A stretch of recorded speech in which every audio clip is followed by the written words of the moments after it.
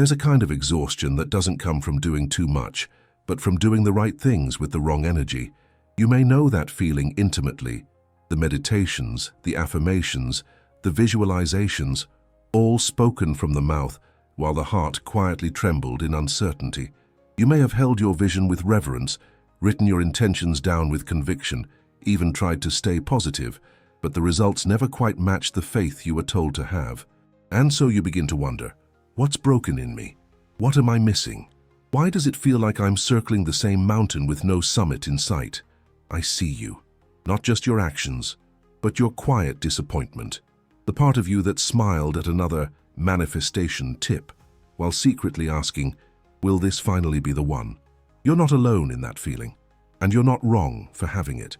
You've simply been pouring sacred intention into a system that was never fully aligned. And that misalignment, it drains you, not just of energy, but of trust. Trust in yourself, trust in the invisible, trust in the process. Neville Goddard once said, "Your assumptions harden into fact." But what if those assumptions aren't the ones you speak out loud, but the ones that hide beneath your rituals? What if the words you affirm every morning are being cancelled out by the emotional truths that live unspoken inside your body? Dr. Bruce Lipton reminds us that our biology is not passive. It's listening. It hears every silent contradiction. It follows the emotional blueprint, not the verbal command. And if that blueprint still holds fear, doubt, and old survival stories, then manifestation becomes resistance instead of creation. So today I want to offer you something more valuable than another trick. I want to help you see what's been silently operating behind the scenes, because the truth is, you haven't failed. You haven't been delusional. You haven't wasted time. You've simply been rehearsing a script written by a self-concept that no longer fits who you're becoming. That's why you still get the same results, no matter how many new faces, new jobs, or new intentions you introduce. The story doesn't change because the narrator hasn't changed. And even when you thought you did, when you changed your habits, your vision board, your morning routine, something still pulled you back into the familiar. Why? Because while your mind was reaching forward, your nervous system was anchoring backward.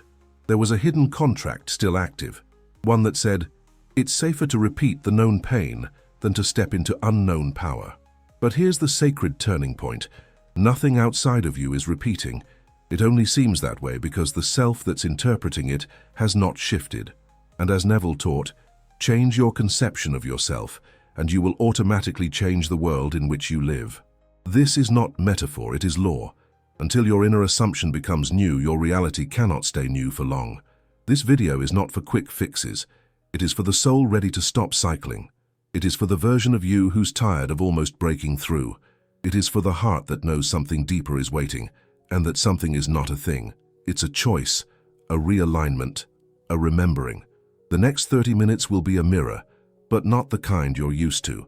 This one won't show your face. It will show your pattern, and in doing so it will offer you the power to break it, because you haven't wasted time. You've just been learning how powerful your assumptions really are. And now you're ready to assume something new. Let's begin. Chasing. Instead of assuming. The energetic misalignment. It begins quietly, this habit of chasing, and it wears a noble disguise. You tell yourself you're focused, committed, persistent. You study, you visualize, you affirm, but underneath all that effort, something else whispers, I don't have it yet. That whisper becomes your vibration, and your vibration becomes your life. Chasing is not desire, it is the frequency of separation. It tells the universe, this is far from me.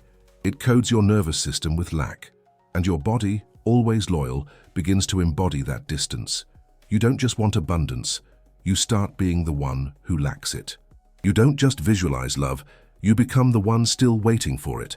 No matter how spiritual the routine looks, the energy is still one of longing. Neville Goddard makes it clear, you attract what you are, not what you want. And what you are is a state of being, a posture, an inner declaration made in silence. Wanting is not enough, because wanting assumes the absence of what you desire, and assumption, not effort, is the law that creates. Dr. Joe Dispenza explains this through neuroscience. When you think of something as separate, your brain literally encodes it as not here. It produces the same chemical signature of lack over and over. The longer you stay in that pattern, reaching, hoping, waiting, the more that chemical becomes your identity. You are no longer a creator. You are now a seeker, lost in their own maze. But here is the liberation hiding in the silence. What if you stopped chasing? What if just for today you stopped trying to become and started to be? Can you feel the shift when you stand taller, breathe slower, and let the desire dissolve? Not because you're giving up, but because you've already claimed it. What happens when your energy says, "It's mine," even before it arrives? You don't have to figure out how the manifestation will happen. That's not your role. You are the state. You are the vibration. You are the assumption made visible. When you walk through the room as the version who already has it, the universe doesn't question you. It matches you. This is the misalignment most people never see. They do more instead of being more. They hustle in circles when the door was never locked. They shout their affirmations into the void while their body trembles with disbelief.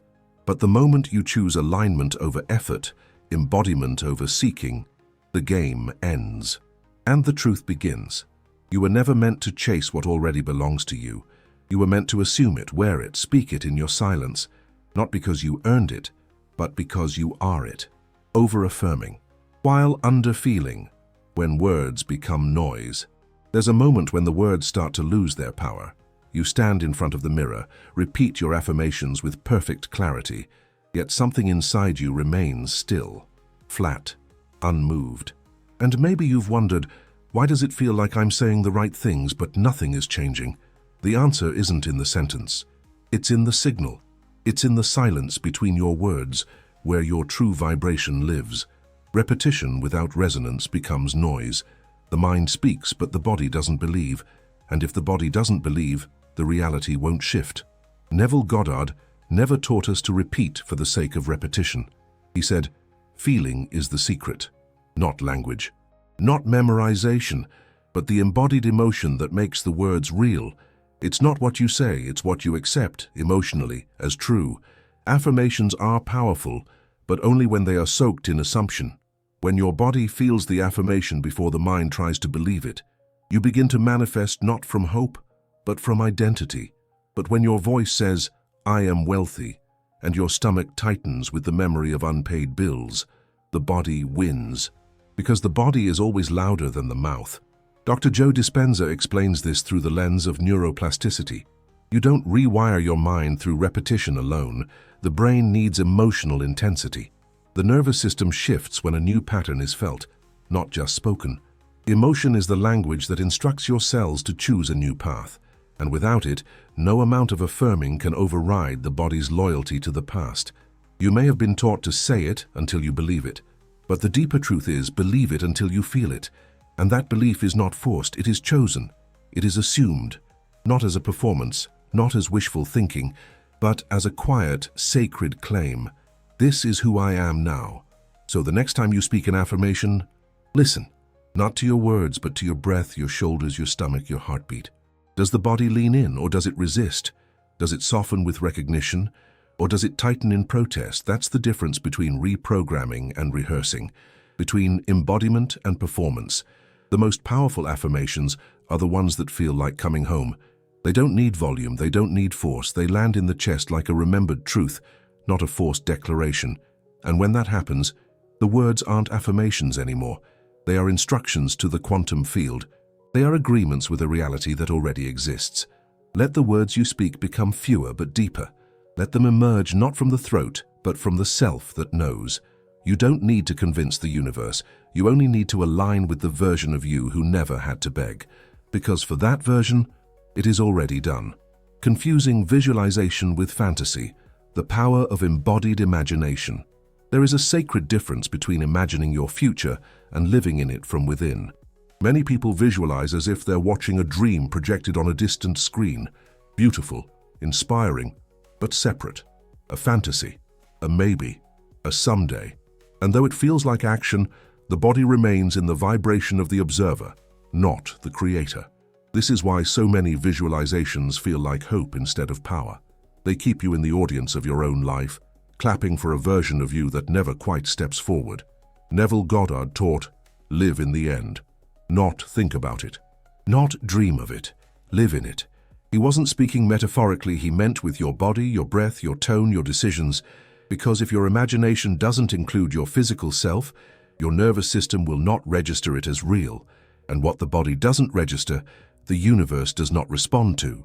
There is no bridge between imagination and reality, because imagination is reality in seed form. When you close your eyes and step inside the scene of your fulfilled desire, you're not pretending. You're entering a vibrational corridor, and the deeper you walk into it, by feeling, by breath, by emotional certainty, the more that corridor becomes a mirror of your external world. Neuroscience echoes this truth.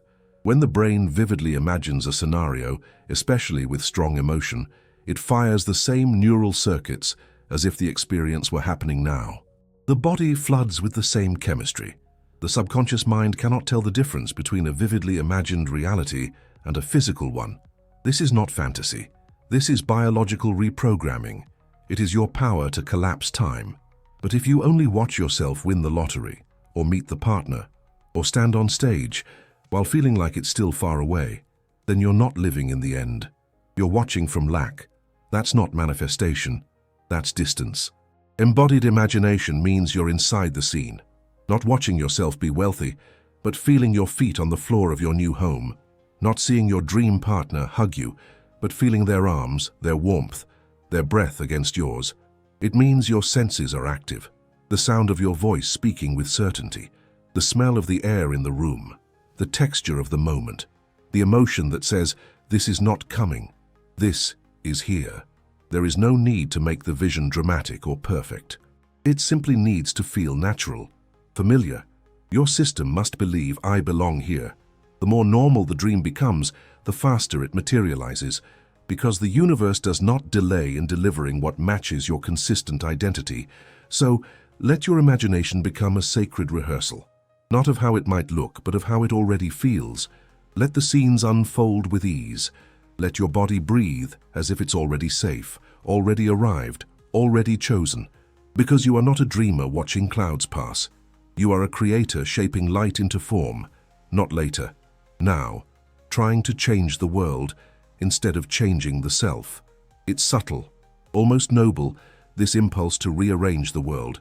You work harder, you seek better strategies, you shift locations, change relationships, reframe goals, and yet, time after time, the external changes, while your experience remains eerily the same. You leave one job only to feel undervalued in the next. You break off one relationship only to recreate the same emotional loneliness with someone new, and slowly, a quiet fatigue begins to grow inside you. Why does everything change, but nothing transforms? Neville Goddard answered this in the most elegant way. Change your conception of yourself, and you will automatically change the world in which you live. He did not say, change your effort, your behavior, or your environment. He said, change your conception, the internal identity through which you interpret reality, because the world is not reacting to your desires, it's reflecting your self-image. That's the real mirror. This is why manipulating circumstances becomes a trap. Even when you succeed, the result feels hollow, because the identity interpreting it hasn't evolved. You bring the same fear of failure into the new opportunity. You bring the same fear of abandonment into the new relationship. You bring the same money wound into the new income stream. So even though the scene looks different, the story remains unchanged. Dr. Bruce Lipton's work in epigenetics confirms this on a cellular level. Your biology adapts to the emotional environment you most believe in. If you carry the identity of someone who struggles, your body will align its chemistry to support that identity, even in the face of abundance. This is not sabotage, it's coherence. The body is trying to stay loyal to the blueprint you haven't updated, and so the real shift isn't in trying to force outcomes, it's in asking, who do I believe I am in this moment? What reality am I assuming as natural to me? Because your external world will always organize itself around your answer. You don't need to fix the reflection, you only need to change what's being projected. Transformation begins when you stop arguing with your reality and start listening to what it's revealing. Every repeated frustration is not punishment. It's a mirror of your current self-concept, and that's where freedom lives. not in fixing what's outside, but in remembering who you are before the world told you who to be. You were not meant to carry the weight of reshaping the entire world. You were meant to realign your state of being and let the world reshape itself around your vibration. It's not magic, it's law. Your identity is the blueprint, and life is simply responding with precision.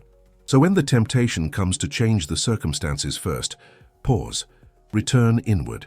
Find the version of you who already lives in the result you seek. Feel them, know them, become them. Not to escape your current life, but to remember that the world never needed to change. You did. And once you do, the world cannot stay the same. Not honoring the assumption field, doubt as a daily saboteur. There's a sacred law that governs all creation, and it doesn't ask for effort. It asks for faith in identity. Not the blind kind, not the performative kind, but the quiet, embodied faith that lives in your vibration long after the words have been spoken. And yet, this is where most people lose their alignment. Not because they're not disciplined, not because they're not trying, but because they unknowingly violate the law of assumption with tiny betrayals of doubt woven through their everyday emotions. You may not even notice it at first. You wake up and speak your affirmation. You feel clear, grounded, maybe even powerful. You repeat, "I am abundant," or "It is already mine." For a few minutes, there's coherence between your inner world and your spoken words. And in that moment, the assumption field begins to form, an invisible electromagnetic reality that starts crystallizing around your chosen identity. But then, something small shifts. An email you didn't expect, a glance from someone that triggers an old wound, a number in your bank account that doesn't match the vision you just affirmed. And the assumption, delicate and still forming, begins to crack under the weight of reactivated memory. Because doubt doesn't always arrive as a thought. It lives in the body. It hides in the way your shoulders drop, in the tension behind your eyes, in the breath that suddenly shortens without you realizing why. And just like that, your frequency slips. Not drastically, but enough. Enough to pull you out of the state of being that was magnetizing a new outcome. Enough to unseal the field and release the vision back into the realm of possibility, instead of keeping it in the realm of assumption. Neville Goddard spoke often about the necessity of persistence. Not persistence in action, but in identity. He said, "Assumption, if persisted in, will harden into fact." And that persistence isn't loud, it's not theatrical, it's not performed for the world. It's something you do in silence, in the privacy of your inner conversations. It is the quiet decision to not emotionally abandon the reality you have claimed, even when the outer world gives you no reason to believe it's working. Dr. Joe Dispenza explains this from a neurological perspective. The brain, he says, operates on familiar circuits. It prefers what it knows. It values predictability over expansion. And so, when you begin to assume something new, wealth, love, peace, the brain interprets that as a threat to its old model of survival. And unless you keep feeding the new assumption with consistent emotion, the old pathways reassert themselves. You fall back into the emotional chemistry of your past identity, and that chemistry becomes your vibration. Here's what that looks like in real life. You affirm abundance but still flinch when you pay the bill.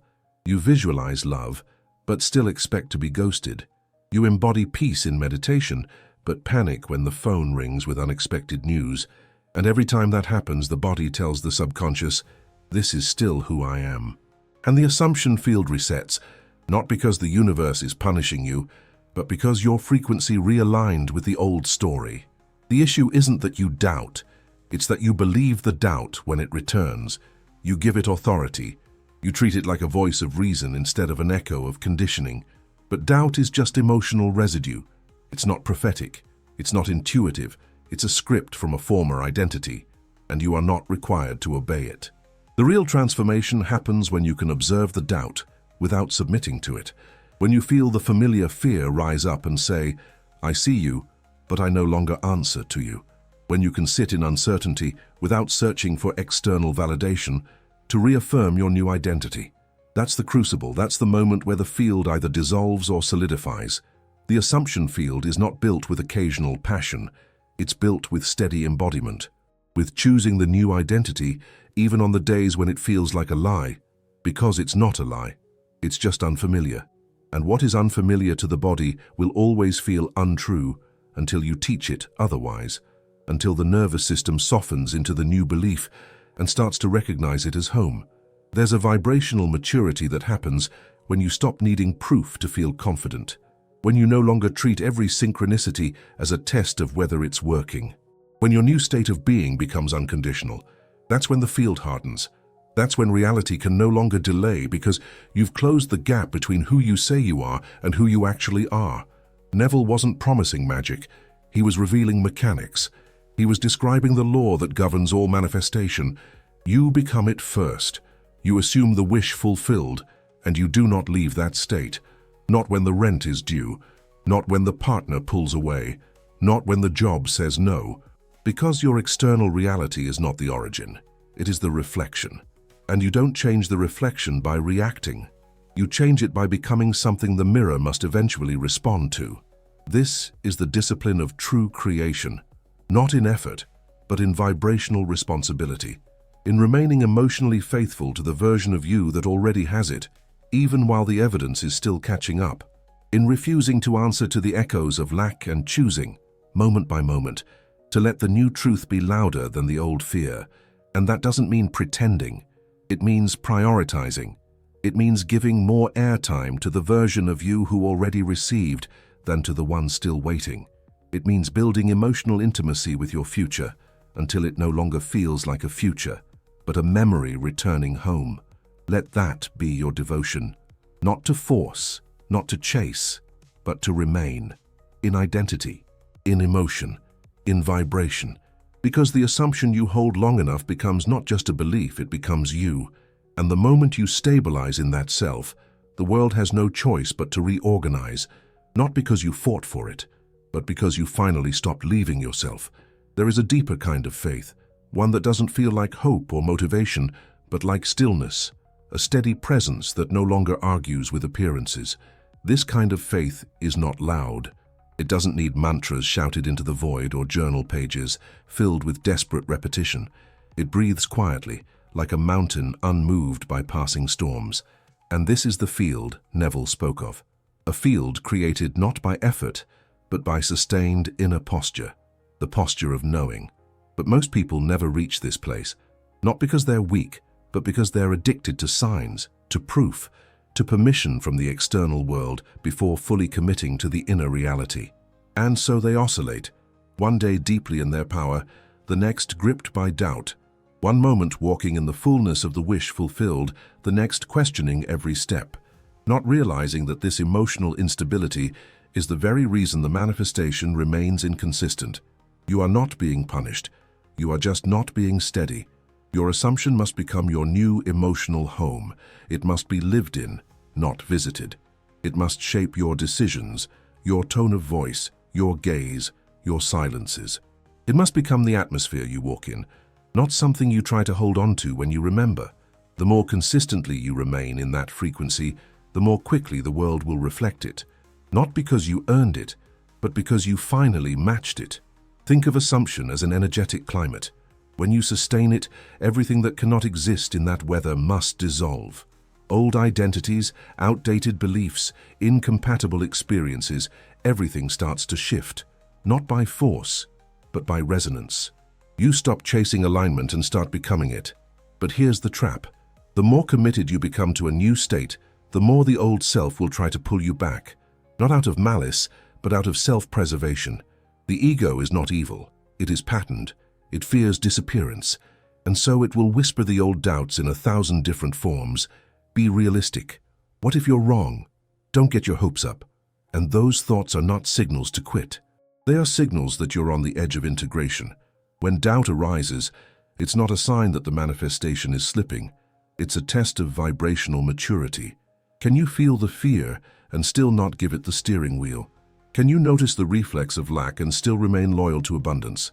Can you feel the contraction and breathe until you open again? This is how the assumption field strengthens, through presence, through refusal to collapse back into old postures, through the sacred discipline of emotional steadiness. Not rigidity, not suppression, but steadiness, the kind of steadiness that says, even if nothing changes today, I do not shift who I am. I do not lower my frequency to match what I see. I raise my vision to match what I've already claimed. And this is not bypassing. This is transmutation. You are not ignoring your emotions. You are guiding them.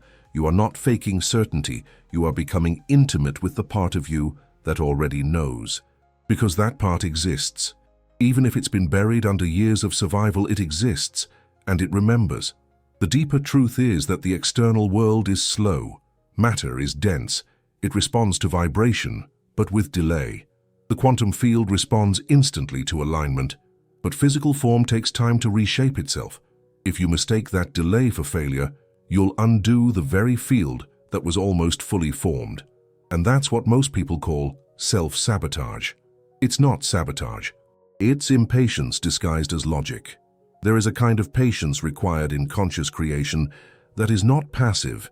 It is fiercely active on the inner plane. It is not waiting. It is holding the frequency, holding the self, holding the version of you that exists beyond the evidence. And that kind of holding is not light. It is sacred weight, but it's also what makes the invisible real. The body will protest at first. It will want to return to what is familiar, even if the familiar was painful. But your job is not to fix the body. It's to reteach it what is safe. Over time, when you remain in your new state, the body recalibrates, the nervous system rewires, the chemistry changes, and then assumption becomes ease. Not because the world finally confirmed it, but because you did. You became the proof. You don't need to prove anything to the universe. You only need to stop proving your past. Every time you emotionally reinforce a doubt, you are proving your history. Every time you choose the new frequency over the old fear, you are proving your becoming. And the universe listens, always. So speak from the end, not once, but as your native language.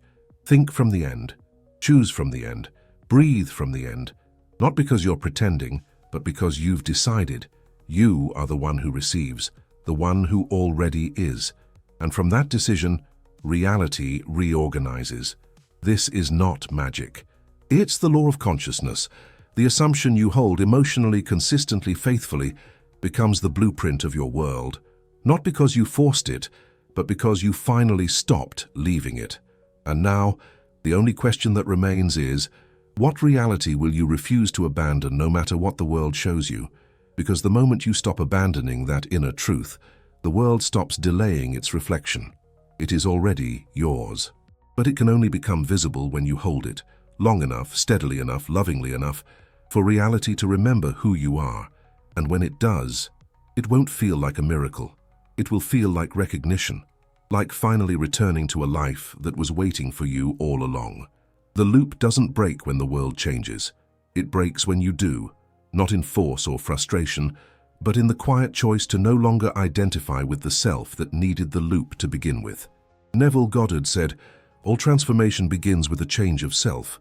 Until that shift occurs, the pattern must continue, not because you're doing something wrong, but because you're still embodying the one it belongs to, the one who tries, hopes, almost believes, but still carries the echo of lack." Dr. Bruce Lipton reminds us that your biology is listening to your beliefs. When you sustain a new identity, your chemistry shifts. The body stops reenacting memory. It begins responding to presence. This is why nothing outside needs to be fixed. The reflection only changes when the image does. The more you stabilize in the state of the wish fulfilled, regardless of results, the more the field hardens into form. Ask not, why does this keep happening? But, who am I when it does? Because that is the question that ends cycles. Not by solving problems, but by dissolving the version of you that lived them. The pattern doesn't need more effort. It needs less identification, less loyalty to doubt, less comfort in suffering, less hesitation in becoming. There is a version of you who doesn't repeat, who doesn't react, who doesn't ask for permission to live as if it's already done. If this is opening something real in you, stay close, subscribe, and let this space keep reminding you of the version of you who never had to chase to receive. That version is not in the future. It is the part of you that chooses now. And once that choice is felt, fully, emotionally, cellularly, the world has no choice but to respond. because reality can only mirror what you refuse to abandon. And the moment you remain in the new identity long enough for it to feel normal, the old one has nothing left to reflect. This is the shift, not the end of the pattern, but the end of the self that needed it.